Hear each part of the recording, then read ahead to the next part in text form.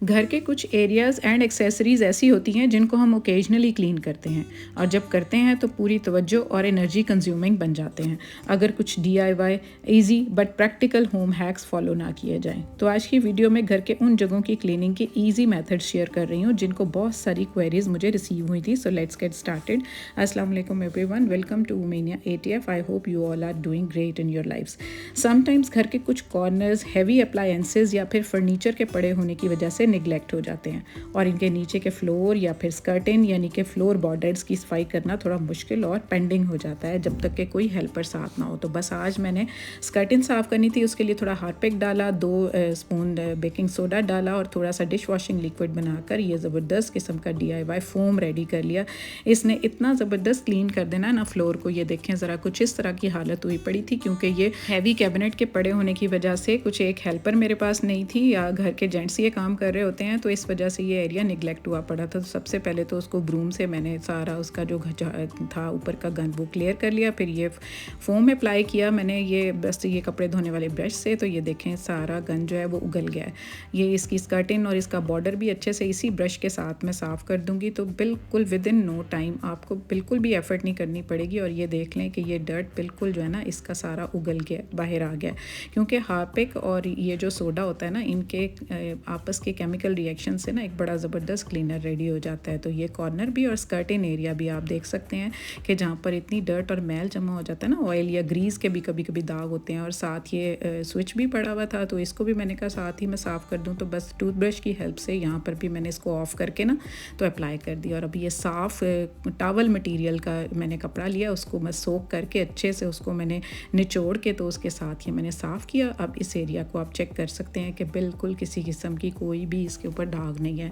तो ये बूटी सीना होने की वजह से इसके ऊपर जो पैचेस होते हैं ना अपने ये टाइल के, तो बस वो नज़र आ रहे हैं। अदरवाइज़ सफाई जो है आप देख सकते हैं कितनी ज़बरदस्त हो गई है घर में ही मौजूद चीज़ों के साथ। आई होप आपको आइडिया ये पसंद आया होगा। तो बस उसके बाद जब मैंने ये स्कर्टिन साफ़ कर ली, फ़र्श इसका पीछे का साफ़ कर लिया, दोबारा से इसको कैबिनेट को अपनी जगह पर रख कर तो अब इसको भी मैंने साथ ही लगते हाथ क्लीन कर दिया क्योंकि फिर इसके लिए फिर मैं स्पेशल टाइम थोड़ी निकालूंगी। इसके ऊपर का एरिया जो है वो निगलेक्ट हुआ होता है क्योंकि हमारी हाइट से थोड़ा ज़्यादा होता है ना, तो समटाइम्स हम इसको निगलेक्ट कर रहे होते हैं। बस साथ ही ये भी साफ़ हो गया। तो इसके बाद जो बहुत ज़्यादा कॉमनली आस्क्ड क्वेश्चन था वो फर्नीचर की पॉलिश को लेकर था कि घर में हम कितना इजीली इसको साफ़ कर सकते हैं अगर हम किसी बाहर के हेल्पर से हायर नहीं उसको करते। तो ये देखें, ये मैंने पर्पसली गंदी करके रखी हुई थी टेबल। तो बस कॉफ़ी ली मैंने और इसमें थोड़ा सा कोकोनट ऑयल डाल लिया। एक मेरा क्लिप मिस हो गया, इसमें मैंने थोड़ा सा कपड़े धोने वाला नील भी ऐड किया था, तो आप ज़रूर ऐड कर लें। अब ये हालत थी इसकी, पहले तो एक साफ़ ड्राई कपड़े से मैं ना इसके ऊपर की जितनी एक्स्ट्रा डस्ट है ना उसको रिमूव कर लूँगी, क्योंकि अगर डस्ट हम साफ़ नहीं करेंगे ना वो फिर स्क्रैचेस डाल देगी जब हम इसके ऊपर रब करेंगे कोई भी चीज़, तो फर्नीचर जो है उसके ऊपर निशान पड़ जाएंगे। अब ये ड्राई हो गया, उसके बाद वाइप लिया मैंने, बेबी वाइप, उसके साथ ना तकरीबन 40% क्लीनिंग तो हो ही जाती है। ये देखें ज़रा, जितना भी एक्स्ट्रा था वो सारा रिमूव हो गया। बाकी इसके फुट एरियाज़ को भी हर जगह पर मैंने वाइप से पहले साफ़ कर लिया, तो काफ़ी हद तक मैल साफ़ हो गई है। अब ये जो DIY सोल्यूशन मैंने बनाया ना, अब आपको नील नज़र आ रहा होगा, इसमें मैंने थोड़ा सा नील भी ऐड किया था। तो बस इसको ज़्यादा फ्लोई नहीं रखना और ड्राई कपड़े के ऊपर अप्लाई करके ना आपने इसको हल्के हाथ से रब करते रहना है। कोई 4 से 5 मिनट पूरी वुड को आपने इस तरह से रब करना है। अब आपको मैं ना डिफरेंट टाइप्स और डिफरेंट कलर की वुड्स दिखाऊंगी घर में मौजूद, ताकि आपके पास जो भी अवेलेबल है ना तो आप देखेंगे कि जिस कलर की हमारी वुडन मटेरियल है तो वो अच्छे से इस DIY सोल्यूशन से साफ़ हो जाता है। आप देख सकते हैं कि कोई भी वार्निश बाज़ार से या किसी किस्म की कोई भी हमें ऐसी चीज़ केमिकल किसी तरह का भी मंगवाना नहीं पड़ा। घर में 2-3 चीज़ें तो ये नॉर्मली मौजूद थी, इनसे ही फर्नीचर कितना पॉलिश उसमें चमक आ गई है। अब आप इसका सरफेस देख सकते हैं, जब लाइट में आपको चीज़ों के इमेजेस नज़र आना शुरू हो जाए ना, दैट मीन्स कि बहुत ज़बरदस्त हमारा सरफेस हो गया है। तो बस इस तरह से मैंने ये टेबल साफ़ कर ली। ये डार्क वुड कलर में है, टीक वुड से बनी हुई है।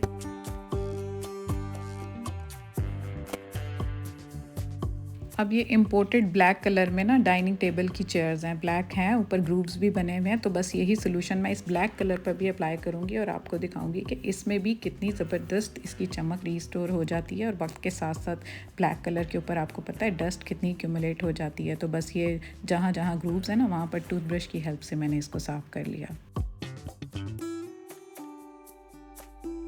तो उसके बाद ना यही बरगंडी शेड में भी ये वुडन मेरा चेस्ट टेबल है, तो इसके ऊपर भी मैं इसी तरह से अप्लाई करूँगी। तो आप ये देखें कि कोई भी कलर है ना वुड का, कोई भी सैंडलवुड है, किसी किस्म की टीक वुड है, जितनी भी हमारी फर्नीचर में यूज़ होने वाली है ना, देयार है, हर किस्म की वुड के ऊपर और हर किस्म की पॉलिश या कलर के ऊपर आप इसको अप्लाई कर सकते हैं। अगर आपकी पेंटेड है वुडन कोई भी फर्नीचर तो वो तो और भी ज़्यादा ग्लॉसी हो जाएगा। ये चूँकि पॉलिश वाला है तो उसके ऊपर यही DIY मटेरियल मैंने अप्लाई किया और ये देखें कितना ज़बरदस्त ग्लॉसी हो गया।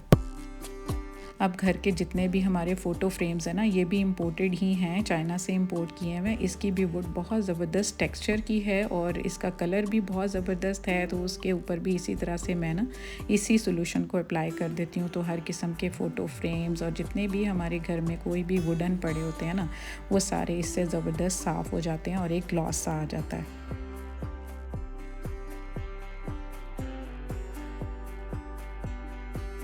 समटाइम्स घर में पड़े हुए हमारे डेकोरेशन भी इस तरह के वुडन ही होते हैं, डिफरेंट कलर्स के होते हैं और उनके ऊपर कार्विंग हुई होती है और काफ़ी वो एक्सपेंसिव भी होते हैं। और टाइम टू टाइम अगर हम उनको क्लीन ना करें, उनके ऊपर इस तरह से पॉलिश ना करें तो वक्त के साथ साथ ना एक तो उनकी खूबसूरती ख़त्म हो जाती है और दूसरा उनके ऊपर डस्ट पड़े रहने की वजह से और ज़्यादा गंदा लग रहा होता है। तो सीढ़ियाँ भी इसी तरह से अगर आपकी वुडन टेक्सचर की हैं ना, तो बस इसी तरह से उनके ऊपर भी यही सोल्यूशन अप्लाई करें। हाँ, कपड़ा आपका ड्राई होना चाहिए, ये आपने याद रखना है कि बाकी चीज़ें जितनी भी इसके अंदर तीनों डाली हैं, ड्राई कपड़े को अप्लाई करना है और कॉटन का फैब्रिक हो, उसके अंदर कोई भी मिक्सिंग ना हो।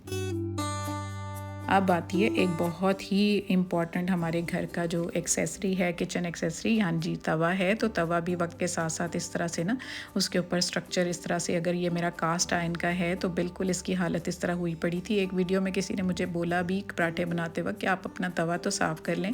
तो जनाब आपके जवाब के लिए ना मैंने ये इस दिन के लिए रखा हुआ था। अब आपको पता चल गया होगा कि जब तक तवा हमारा किसी ख़ास हद तक गंदा नहीं होगा तो हम उसको साफ़ कैसे करके बताएंगे आपको, कैसे उसकी इफ़ेक्टिवनेस पता चलेगी।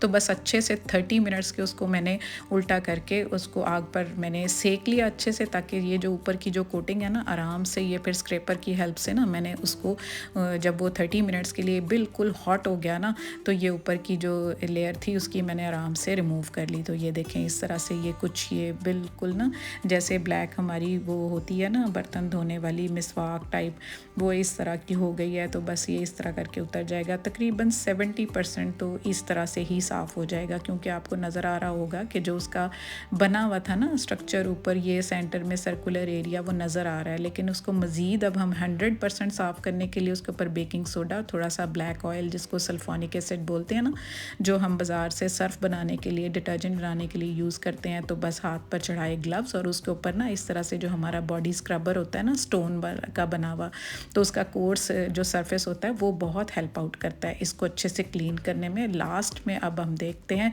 कि इसको डिश वॉशिंग जो हमारा बार है ना और हमारी जो स्टील वूल है उसके साथ मज़ीद हम इसको निखार लेंगे। तो अब ये देखें इसका जो ओरिजिनल स्ट्रक्चर था वो आपको नज़र आ रहा है ना, तो अच्छे से इसकी क्लीनिंग हो गई। ग्लव्स रिमूव कर लिए और उसको पानी से ने अच्छे से मैंने रिंस कर लिया।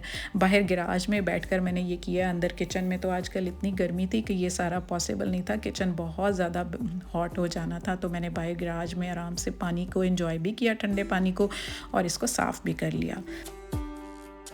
So this was all for today.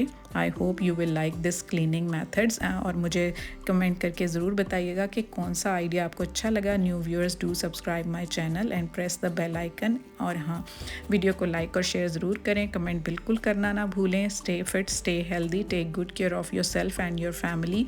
अल्लाह हाफिज़।